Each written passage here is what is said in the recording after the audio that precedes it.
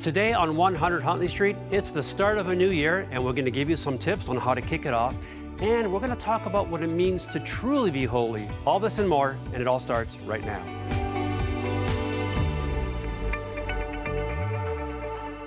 Welcome to 100 Huntley Street, friends. We're so glad you're joining us today. And all across Canada yesterday, many families experienced their kids going back to school. So that might have put us... There was a lot of happy maybe. Cleaning up from Christmas, and it's like, oh, get it organized. After the holidays. Yeah, so we're going to be praying for our teachers this week, though, and the kids as they transition back into school. That's right. And, you know, we were talking just around New Year's about whether we would have New Year's resolutions and what those can mean for each one of us. But actually, 80% of people by February don't fulfill their New Year's resolutions, and it's not really a positive, but we can make small changes. We can. The New Year's resolution thing is hilarious. Everybody says, I'm going to get fit. And so my son-in-law is a huge gym guy, and he says he hates the gym in January and February because everybody goes for 2 months, and then by March it's empty again. So what else can we do to make changes in our lives? We've got some stuff for you. Okay, so here's some easy, simple changes that will have big impact spiritually, physically, and emotionally. So number one, start every day with the Bible. Now, how do we do that? Well, we could read a psalm a day, or you could sign up for a Crossroads 100 Words blog, which is was written by our founder of 100 Huntley Street, David Maines. That's we awesome. still send it out, actually. So you can go to 100words.ca, sign up for it. And there's a second thing we can do that's very spiritual. Yeah, well, you can pray every day. And some people might say, well, like, what do I pray about? What do I do? Well, the YouVersion Bible has an app that you can follow along, and there's some guided prayers. You can also pull a book, like one called Sacred Prayers by Ann Voskamp. We've had her on the program recently, and it's a wonderful way just to be able to pray on a daily basis. That's right. You write out your prayers every morning through that book. You can go to annvoskamp.com for more. Yeah. So much power. I love that. Okay, here's one that I'm not great at, Joe, and I need to be. Drink 6 to 8 glasses of water a day. That can be tap water, right? Does coffee count? Because there's a lot of water in coffee. Because if it is, I'm nailing that one. Me too then. But all the caffeine in there, we do need to hydrate. So that's something simple we could do. 250 mils isn't as big as we think. So it's important to do. But you can also go for a 5-minute walk every day. Now, some people like to go for walks outdoors. I'm not that guy, so I got like a simple elliptical, and I just spent 5 minutes on it, and it's amazing what it does for your mental health. So I would encourage you to try to adopt that in your life. You can walk in your long-term care home. You can walk at the mall. In your house. You can walk in the mall. Okay, here's a big one. Call or text someone you love. You know, just having that relationship, calling to talk with somebody. It can be a family member, a friend, a church member that you're close to. And, you know, having healthy relationships is transformative for our emotions and our mental health. So this is the best way to start your new year. And not big resolutions, little steps towards God's purpose for us in our health and well-being. Well, that's what we can do here on earth. And now to learn about what we can look forward to in heaven, here's a short clip from a recent interview that you had with Sheila Walsh. One of the things you write in your book is if we begin to grasp a picture of the hope that's waiting for us in heaven, it will impact every single day we have here on earth. And you've said that writing this book has changed your life. Absolutely, it's changed my life. I mean, I think when I was younger, obviously I wanted to go to heaven because it beats the alternative. But I used to think, well, what are we going to do? Are we just going to sit around for 5,000 years singing He'll Be Coming Round the Mountain when He comes? This is just awful. Sitting on clouds with harps. Yes. And I thought, that's so wrong. Everything that we were originally created for will come to fruition in heaven. Like all the, I'm sure there's things in your life, little sparks of creativity that you had to follow one path, so you didn't follow another. Everything that God has deposited in your life will find fruition in heaven. Artists will paint with colors we've never seen. Musicians will write with notes we've never heard. And I think one of the greatest things is disappointment is gone. There will be no more disappointment, no more comparing ourselves to one another, because we'll be home for the first time. And home is the word you use throughout the book to describe heaven. And for me, that was really life-changing. Like home as a safe, warm, loving place where we experience wholeness. And for so many people watching, that's not always their experience of home. No. No, that's very true. I think I was thinking of all the different houses I've lived in and different places. And have you noticed, though, there's a little something wrong with everything. Yeah. Like, there's nothing is perfect. You think, if I just had this house, or if I just could get married, or if I just had a baby. In fact, my husband is so fanatical. If I get a new car, which doesn't happen very often, he makes me park like 2 miles away. You know, I have to take a packed lunch to where I'm going because... So no one will hit it? So no one will hit it. So this past year, I got a new car, and I said to my husband, God bless him, Barry, come outside for a minute. And he stood, and it's this lovely car. And I picked up a little pebble, and I threw it at the door, and I went, Bing! And I said, okay, there we go. Because nothing is perfect until we get home. Yes. When we get home, I mean, I think of people who are watching right now who are struggling with cancer or the loss of a child or who don't like this time of year because of what it reminds them. All of that will be gone in heaven. There will be no more tears, no more crying, no more fear, no more anxiety, no more loneliness. Think of the number of people who think, nobody notices me. Yes. You know, everybody else is loved and everything's great. Nobody really notices me. Heaven misses nothing. And when you're home, you'll understand that. This month, Crossroads is excited to offer you the book, The Hope of Heaven by Sheila Walsh. Hi friends, Sheila Walsh here. I'm thrilled to share something close to my heart, and that's my brand new book, The Hope of Heaven, How the Promise of Eternity Changes Everything. You know, after years of writing, this one has impacted me like no other. The Hope of Heaven dives deep into questions we all have. What will heaven be like? Will I recognize my loved ones? Even, will my pets be there? I know how much we all long for answers. I pray that when you read the book, you'll embrace the hope of our eternal, forever home, and it'll transform how you live every day. This book is our thanks for your ministry support. With a gift of $40 or more, or when you become a new monthly partner, request your copy of The Hope of Heaven.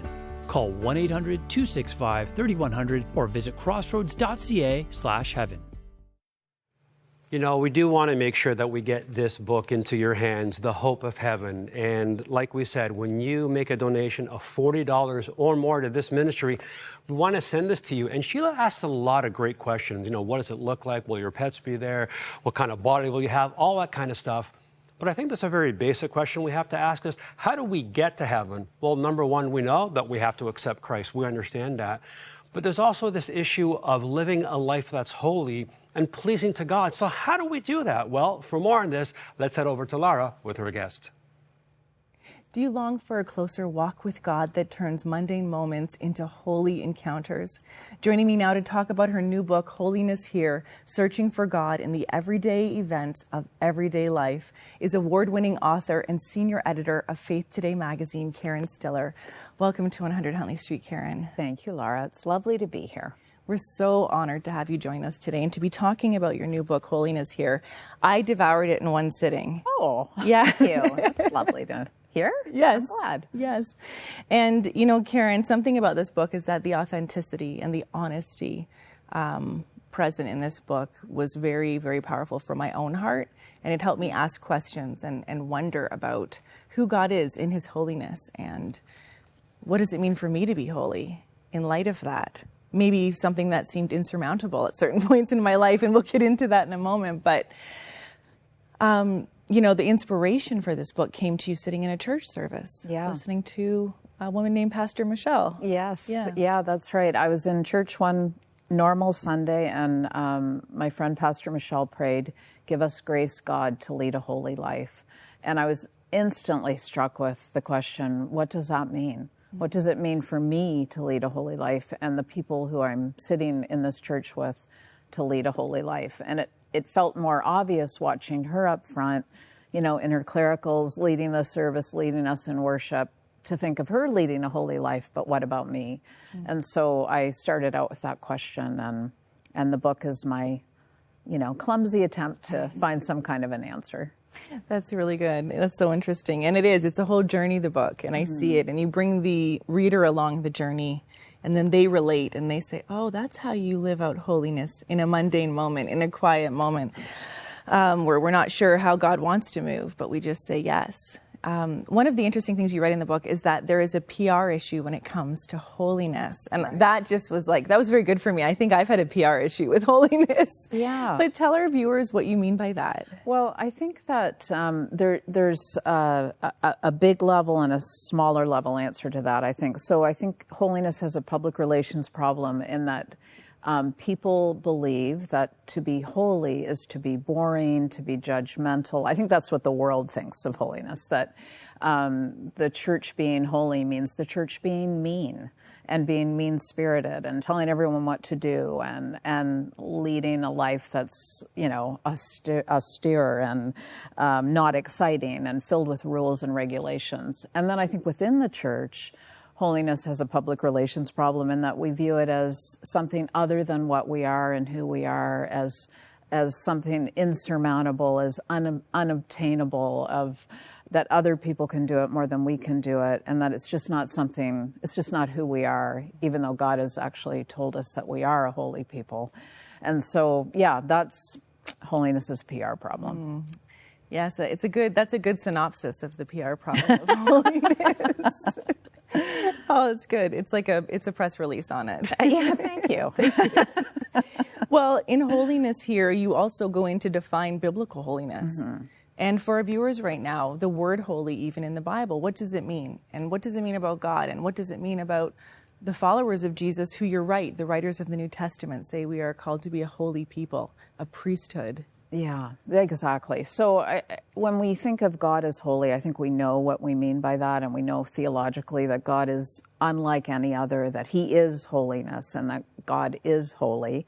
And we all know, I'm sure, the correct answer theologically, that, through what Jesus accomplished on the cross and the resurrection, that we are invited into this new identity of a holy people, and that but it doesn't stop there. And that's what I wanted to try to sort of recapture in my thinking and in our thinking, I guess, is that holiness is an invitation to a new way of living that's actually full of adventure and exciting, and it is life-giving and life-offering. So holiness is actually a way we are, but it's also a way we do life. And I use the term holy is and holy does, or holiness is and holiness does. So it is a condition, and it's also a journey. And a warm invitation is a phrase I use in the book, as opposed to a scary Leviticus-like command, which I think not everyone would love that I say that in the book. Like, maybe sterner people might not like that. But for me, it's a helpful way of viewing holiness as something less frightening and less life-changing in the bad way. We still get to have friends and have fun and laugh and enjoy art and beauty and love and music and good food, and we can be holy. And one of the interesting points you make in the book is that within experiencing beauty and these wonderful, holy doesn't have to be hard. Right. Holy can be beautiful and loving and creative. And that's interesting. Yeah, that's interesting to me too, because at one point in the book, I think I do phrase it as a question, like, is the hard thing always the holy thing? And is the holy thing always the hard thing? Mm-hmm. And I don't know if I come up with any great answer, but I know that I have grown also through beauty and through love, and through being a mother, through being a wife, through being a friend. I have also grown in holiness, and we tend to think that we think that we only grow through the hard things. Mm-hmm. But we live in a broken world, but it's also a beautiful world that God loves. And so when we enter fully into the goodness, we're also changed by goodness. And I think that's an important part of the holiness PR, rehabilitation program. Yeah, that's interesting too, because for our viewers watching who've maybe experienced a lot of hardship in life, maybe they've lost the idea that they can grow in the goodness and the love of life. Mm-hmm. And yet that is where God really does restore so much of our identity and brings healing to us. Yeah. Wow, that's so good. I think that's true, Lara. Yeah. And, the choice to live out this holy life is, well, what I see in the book, it's these smaller choices. Mm-hmm. It's these moments. It's these mundane moments. Like, you've got one story in here about a neighbor who was keeping, I just can't even say it almost, keeping you up all night and until 4 a.m. And the next day you were supposed to write. And the next morning you were very loud in the house because you wanted to wake them up. Absolutely. I 100% wanted to wake them up. Tell us that story, but your process. Right. So I was kept awake all night, and I'm sure it was my book I was trying to work on the next day. And so when I finally, got up and thought, I'm not going to be able to write today, I stood just on the other side of this shared wall of our very old house, and I jumped up and down like 3 times in a very dramatic way to try to make as much noise as possible. And then I went and slammed the bathroom door, for good measure. And then I instantly felt like, oh my gosh, like why did I do that? Like, that's silly, it's immature, it's, kind of vindictive yet delicious for a moment. And I need to not be that person. And so I kind of felt bad about myself, and then I, shrugged it off. And then later I made cookies and gave them to my neighbor as a way of saying I'm sorry for the thing that I'm sure they were so deeply sleeping they had no idea that I had done. But it was just a little mini lesson for me about my inclination toward, not doing the right thing, and then a way to try to reach out in love to a neighbor that I loved. And as a little aside, when the book was coming out, I went out to dinner with that neighbor and reached across the table and said, "You're in the book." So I had to tell her the origin story of those cookies, but she was very gracious. That is so fun. That is so neat. Yeah. There's so many stories like this in the book, and I think it's your authenticity. It's the honesty that you tell, almost the challenges and struggles of your human heart, which we all have. Yeah. And what I found interesting in the story you told there, but also throughout the book, all the different stories, is I see this moment where you're processing, or the people around you are processing, what could I do here? Right. Like, we could do the thing that makes us feel good and gratifies our flesh or our desires or whatever the emotion is, or we could do the thing that maybe God's asking us to do. Yeah.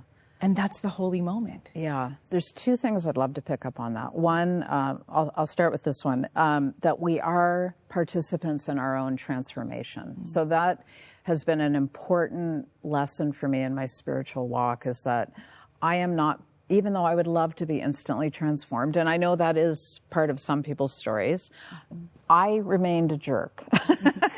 So I needed to try.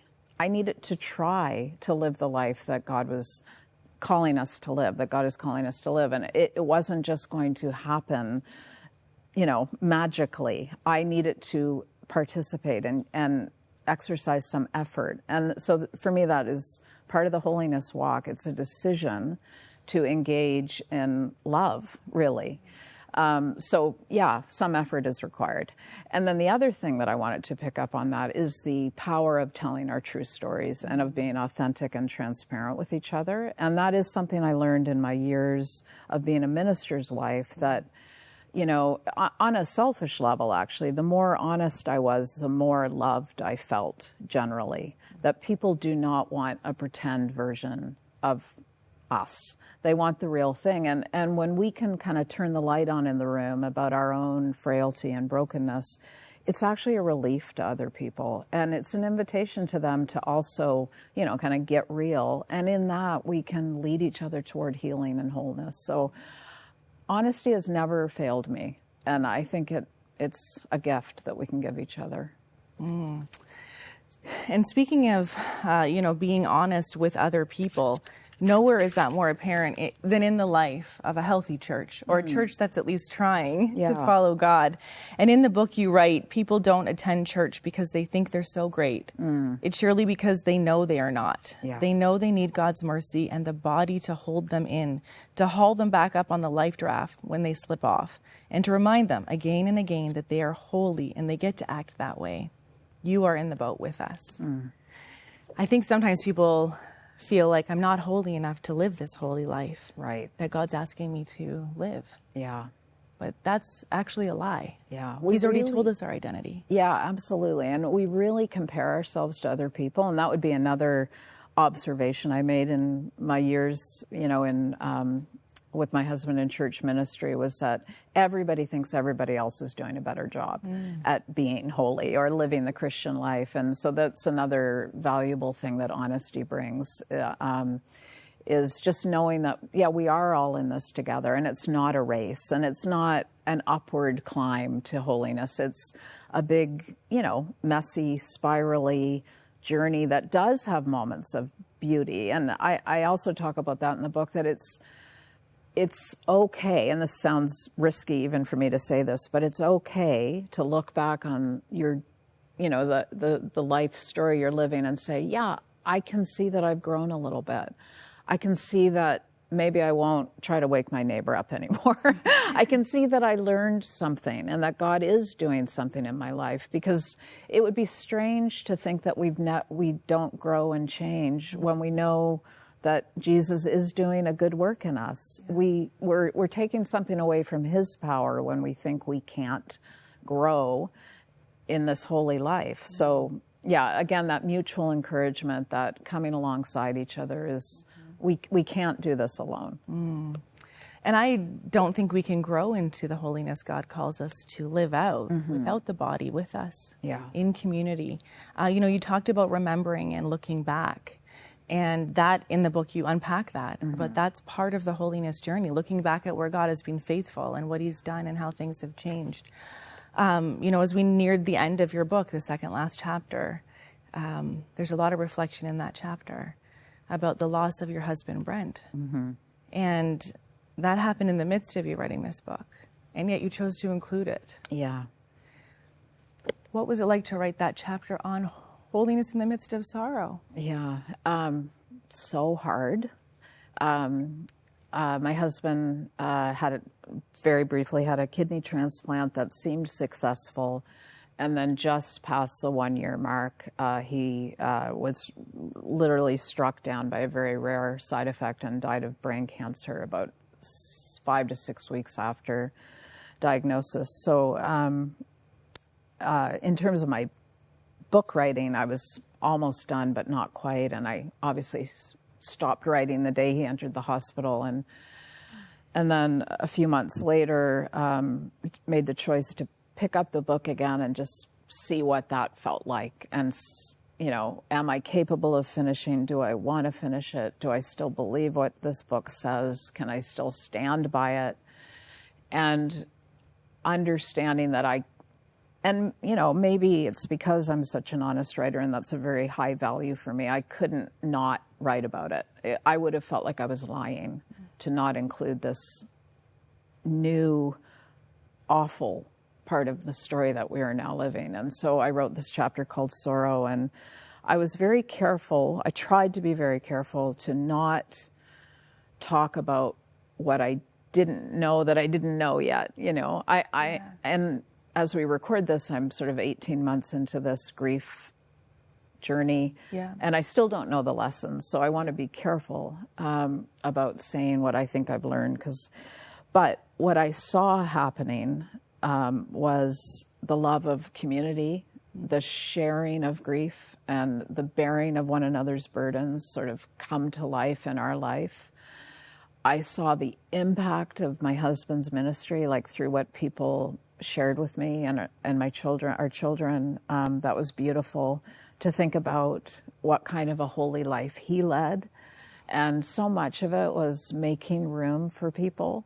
Brent was just brilliant at loving people well. And, I talk, I think, hopefully in a funny way, a little bit about him. He always attracted the fringe people, the kind of weird people.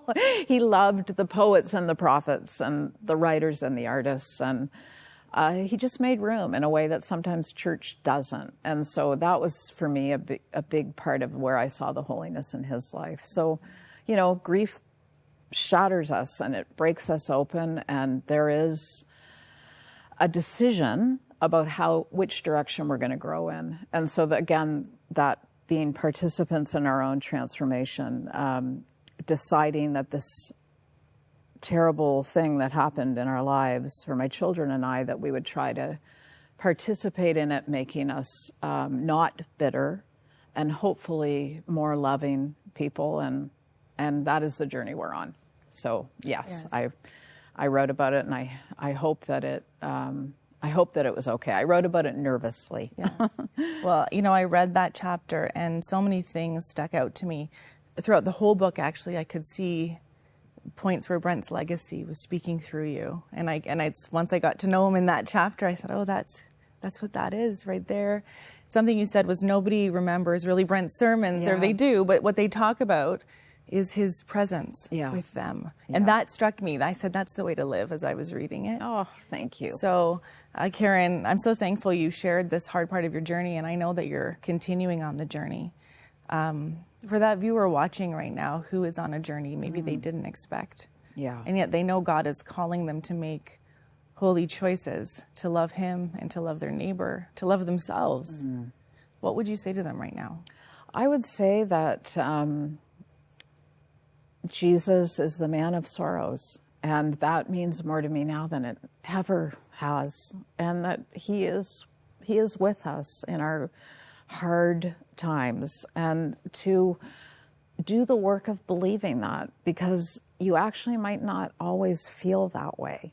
And so it's a decision. Again, boy, everything's so much hard work sometimes, but it's a decision to believe that Jesus is with us in those hard moments, and to see his love through the love of other people who are hopefully courageous enough to stick by us. And so I'd actually rather speak to the people who are in the lives of hurting people and say, don't leave them alone. Show up, be with them. Grieving people are such hard work. We really are such hard work. And I am so thankful for the people who have stuck with me and, commit it. Yeah. You don't need a lot of people, but you need a few people for a long time. So be those few people, and that's what makes the difference. You are being Jesus when people are not seeing him so clearly in other ways. And that's a holy choice right there. Yeah, 100%. Karen, thank you so much for sharing your heart today, for this time together, talking about your book. And thank you so much for writing Holiness Here. Well, thank you, Lara. Thanks for having me on and for hosting these amazing conversations. I'm honored. Thank you. Thank you.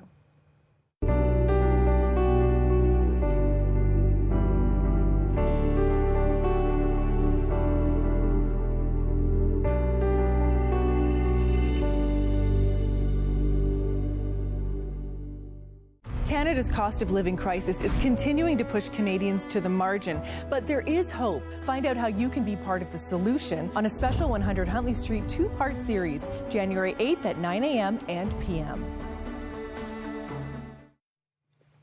I mean, that was a great conversation that you had with Karen, and although not everybody would go through the exact same thing that she went through, the truth is we all go through things, and we say, God, why? What are you doing? What are you saying? What are you showing me? What are you teaching me? I remember when we were doing Thanksgiving earlier last year, we talked about the verse where people kind of misunderstand it, where they thought it said that, in all things, or for all things, you should give thanks. Right. No, it says it's in all things. We go through these things and you say, God, what are you doing? What are you growing in me? And that whole piece about holiness is so important. And holiness isn't about something that we become. It's something that we do because he is holy, and therefore we want to be like him. And holiness actually, it reveals who God is. So when people see us, they should see him and us. So you know what? If you're struggling with something, maybe you've gone through an unexpected accident, the loss of a relationship or a loved one, and you're struggling, we want you to know that there are people who are here for you right now. You can call us at 1-866-273-4444, and somebody will pray with you and get you through this difficult season in your life. That's right. And we want to journey with you throughout 2025 as God wants to journey with you. So you can call our prayer partners every day. And in the meantime, please know God loves you and we love you, and we'll see you tomorrow. Amen. Thank you for watching. See you next time.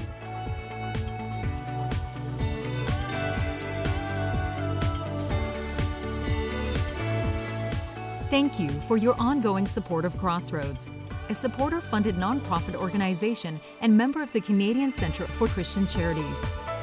Thanks to faithful people like you, we are able to continue producing 100 Huntley Street. You can write to Crossroads, P.O. Box 5100, Burlington, Ontario, L7R4M2, or visit crossroads.ca to learn more about our programs.